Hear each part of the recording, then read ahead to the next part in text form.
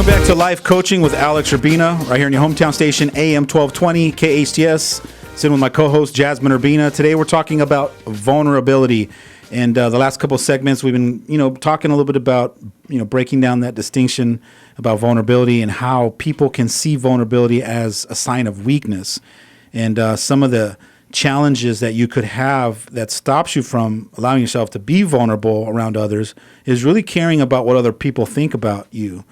It's kind of like most of us don't trust perfect.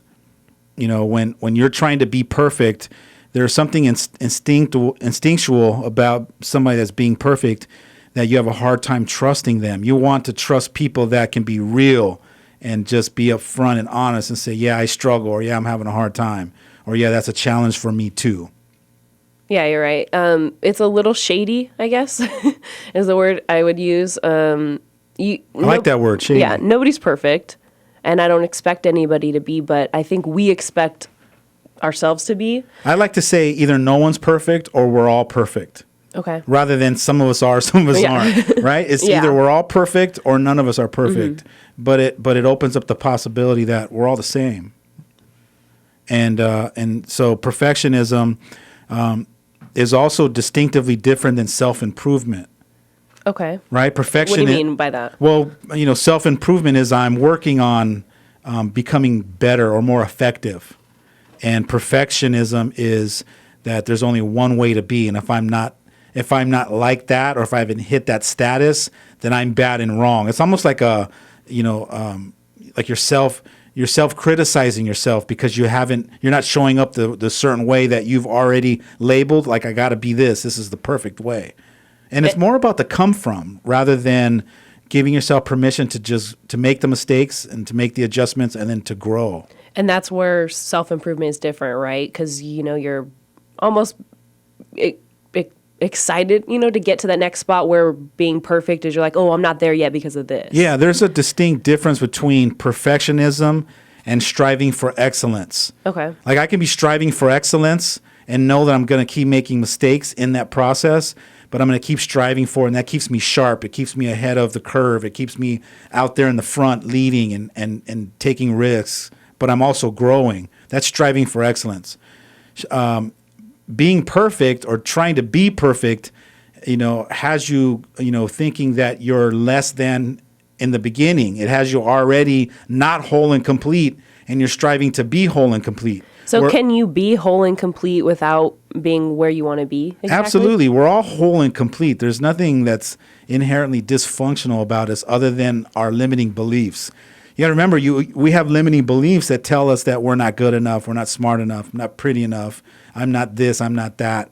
And that's the belief about who you are and who you truly are two distinctively different things. And that's why a lot of us are on this journey of awakening ourselves to remind ourselves constantly every day that I am enough, I am amazing, I am powerful. And that's where affirmations come in, is that journey of affirming that you are that until one day you wake up and you are. How amazing could that be? Right. Right? For imagine 10, 15 years, you're declaring these affirmations. I am a powerful, passionate, loving man. Next day, I'm a powerful, loving, compassionate, vulnerable leader. And imagine just every day you're reconstructing new beliefs about who you are that are transcending the self-limiting belief.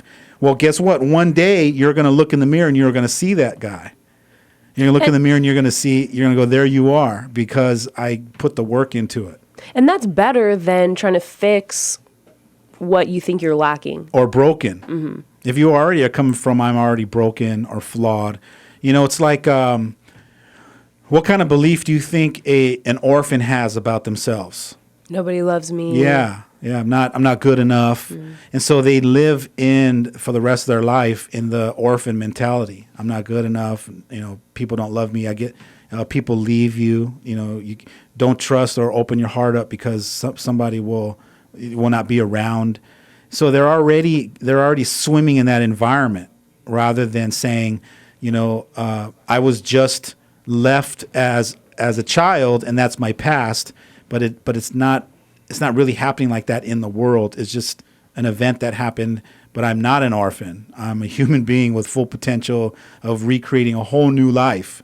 I can actually go out and create a whole new family and start a whole new generation of loving, caring, compassionate kids that takes on a whole new course. But if we don't wake up to see ourselves in that, how can we create anything different? Exactly.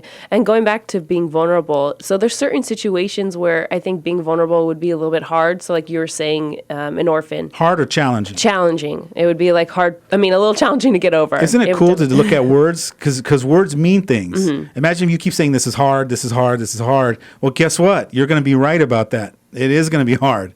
That's the first thing I tell my clients when they come in and we're sitting in front of me, and the words you use are important because you're so powerful. If you keep saying, I can't, well, guess what? You ain't never going to have it. Yeah, you're But if right. you change the words and say, I will, or it's possible, or hey, this might be challenging, but I can overcome it. Now you're creating a whole new world of unlimited possibilities for yourself. You're right. They definitely define, I guess, what you're trying to say or your sentence where it could be better. Absolutely. And I'm just noticing the last couple of times you keep saying I'm right. You're right or I'm right? No, you keep saying you're right when I'm talking. What's that all about? What do you mean? Why do you keep saying I'm right after I land a distinction or share my opinion about something? I agree. I don't know if you're necessarily right, but you're not. I mean, to me, you're right. I agree with that statement. Well, it's not about having people around me. I'm not interested in having people around me that think the same way that I do, or I'm not trying to get you to agree with me all the time, even though you do agree. But saying I'm right, there's some people out there listening right now that are disagreeing with me, so I'm not right to them. That's what I mean. I agree. So I would use that's a more effective word. Exactly. Is I agree, because you can agree with something and it not be right, and we could both be wrong. Exactly. Right? Exactly. Yeah, that's interesting. But we're talking about vulnerability today and opening up just all kinds of different possibilities about what that means and the power of being vulnerable. Stay tuned for more. You're listening to Life Coaching with Alex Urbina, right here in your hometown station, AM 1220 KHTS. And welcome back to Life Coaching with Alex Urbina, right here in your hometown station, AM 1220 KHTS. I'm in the studio today on this glorious Friday afternoon with my co-host Jasmine Urbina talking about vulnerability. I had a thought about, people that are the personality style that of a controller, the people that like to be in control. You think they struggle with vulnerability? You think there's some challenges there with being vulnerable and bringing their walls down and letting people see that they don't have everything under control and they are, don't have it all dialed in? Yes, speaking from experience, because I am a controller. It's hard, or it's a challenge. It's a challenge that I have to overcome every day. Being vulnerable with my friends, with my parents, with my siblings, with everybody, because I'm not the kind of person that's going to let go of that, because I'm very controlling and I want to be right all the time. And I don't want to let my vulnerability be mistaken for weakness. I know we talked about that a lot. And I think that's mostly where I would probably rate myself, where I'm not exactly a 10 yet. And, I also, don't want to paint that picture that you walking around vulnerable all the time is a healthy thing either. If there's times that we can be downtown LA, maybe at the Staples Center or somewhere, at nighttime, and I'm walking with my family, I'm not going to just walk around a blind alley, being all vulnerable and loving. Mm-hmm. And, so you have to, it's situational. You got to assess the situation and look at where you're going. And most of the time, your vulnerability, when it's so powerful, is when you're sitting down and you're in a relationship and you're communicating, or you want to, make a point to somebody, especially with your kids. When you're talking to your kids or you're connecting with them, you practicing how to be vulnerable in those situations, I think, is going to benefit you. Do you agree? Yeah, I think that, like I said earlier, you and Mom are really vulnerable people. You're right, it's situational. You're not walking around the house always, oh, hey, what, being, loving and vulnerable. But like you said, like I was trying to say, I learned from you guys. You guys being vulnerable opened it up for me. Sitting down and having somebody else being equally as vulnerable is so much easier to open up than, coming up to somebody and being like, hey, I want to talk about something. Why do you think that is? Let's say I never really had that wake up call or realized how important that was, and I was, the type of person that was strong or stern or never really opened myself up or let you see any of that stuff. How easy would how difficult or how easy would it be for you to come and share and open up? It'd be extremely difficult. I don't even think I would be the same person that I am. I think I learned a lot just watching you and watching Mom, interact with each other and with us in a way that that it completely influenced me differently. So when you hide out in your room, which you do quite often, you're saying that had I not had me and your mom not work on ourselves and be that, you'd probably be in there double. It'd be worse. It'd be worse. Okay, Yeah. so we should be grateful that where you're at and the time that you do come out and spend with us and that quality time it's and I get you're on your own journey. You have to figure it out on your own. Yeah. I'm at that age where being alone is just trying to figure myself out. You know what I mean? It has nothing to do with you or Mom or my siblings, nothing. It's about me. And, maybe it's a little selfish, especially like I don't come out and, enjoy family time with everybody or whatever. But I'm at that age and that time in my life where I need to be alone a lot. Well, you're showing me some vulnerability right now, Yeah. just sharing that, and that's powerful. It makes me, as a father, want to look within myself and want to fix it. And that's the part of my brain that wants to control and fix, and I can't. So my spirit says it's okay. Let her struggle through that. Let her figure out her own, go through her own journey and figure that out. And that's the greatest gift I think I can give you, is just be here to hug you and love you and support you. And I'm always going to keep inviting you to come play and for you to discover your greatness. But I'm not going to coddle you either. Exactly. You get to figure this out on your own, because I don't want to rob you from that experience. Some of my greatest breakthroughs in life within myself has been when people there to coddle me, and so I got to learn when to, put my hand out and pick you up and when not to. And I think this is that moment where, I think me and your mom are kind of straddling and trying to figure out what's that line, because we want to call you up to a bigger game, but we also want to give you that space to kind of figure that on your own. And you're doing a pretty good job. You're struggling through it, but you'll figure it out. You're a very powerful young lady and talented.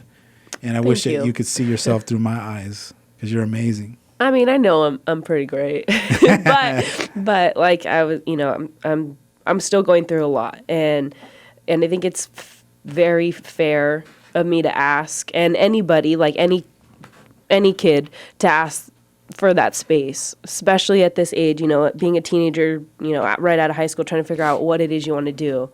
And I think as a parent, it's really important to give us that space. I'm so glad that you said out loud that, it's not our fault. I think that's important too as a child. If you can be honest with your parents to say, hey, you know what, guys, this isn't about you. This is all my stuff. It helps a parent, really kind of go, whew, I'm still a good parent. It means you're just struggling with your stuff. And it kind of lets us off the hook. And I want to commend you for saying that, because not many people would acknowledge that. You can easily go to the victim mode and blame your parents for what you're struggling through. And that's what a lot of parents are getting. They're getting throwback. They're getting, their kids saying, hey, you're not doing this for me, or you're not doing that for me. And I don't think that's fair. It's a fair assessment. I think that some of the kids, they're responding like that is more out of a symptom. And the parents don't realize, that not to take that personal, that's just a symptom. But underneath at the core is that, at the core issue of what's really going on is that your kids are afraid. There's some fear coming up. And probably those fears are, well, let's go through some of those fears. When we come back from the break, I want to address some of the fears that you might be facing that has you kind of stuck where you're at and questioning why, what, what's my purpose? What do I love to do? What am I passionate about? Those are all the goodies that, that kids are struggling either as a teenager or as a young adult. And the parents have no idea. And so maybe you can kind of share some light on that. Stay tuned for more. Listen to Live Coaching with Alex Urbina right here in your hometown station, AM 1220 KHTS.